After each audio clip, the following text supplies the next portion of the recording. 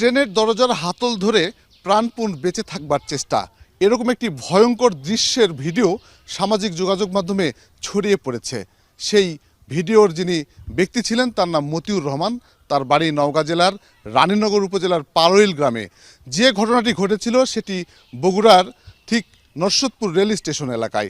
আমরা সেই মতিউর রহমানের বাড়িতে এসেছি। ভিডিওটি ভাইরাল হওয়ার পর অনেকে মনে করেছিলেন মতিউর রহমান মারা গেছেন, কিন্তু না, মতিউর রহমান বেঁচে আছেন। আমরা তার সঙ্গে কথা বলবো। আসসালামু আলাইকুম। মতিউর ভাই, সেই দিনের যে ট্রেনের যে ভিডিও ভাইরাল হয়েছে সেই মতিউর আপনি? হ্যাঁ, আমি সেই মতো।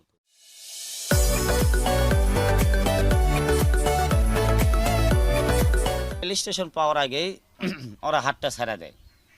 দেওয়ার পর ওখান থেকে ঘোরাতে ঘুরতে ঘুরতে মনে করেন যে সিপার ভিতর পুরা যায়। যাওয়ার পর লোকজন বলে যে ওকে শিয়া পর, শিয়া না পড়লে বাঁচবে না। যখন আমি ঢুকাই যায়, শোনা ঠ্যাং অলরেডি এদিক করে ছিল, সে ঠ্যাংটা ঢুকা চলে যায় এইদিকে। মানে রেলের ভিতর কাটা পড়বেই। আল্লাহর কি বেন, আমার আল্লাহ বেন দিয়া দিছে। হট করে আমি 2 পাউডার টান দিই, জোরাইছি আমি, জোরে আমি ওখানে শিয়া পড়ছি মানে ইনকে উপরে শিয়া পড়ছে। আমার এই পিঠে হাসল লাগছে, খালি খালি পাও দানি হাসল লেগেছে, খালি পাও দানি মানে ব্যারি খাইছে, খালি ব্যারি খাইছে। মানে আমি ছিলাম একে সামনেকার বগির, তো সামনেকার দ্বিতীয়কার বগির ছিলাম। তো গাড়িটা তো গোটাগুটি রেল স্টেশনের মাথা পর্যন্ত যাইতে হবে, গেলে তো স্টপিক দিবে। তো ওই যতক্ষণ ওরা না গেছে ততক্ষণ পর্যন্ত আমার এই পিঠে খালি ব্যারিয়ে লাগছে, ট্রেনের পাউদানি ব্যারি লাগছে, তারপর ট্রেনের যে একটা ইয়া থাকে না, ওটার ব্যারি লাগছে।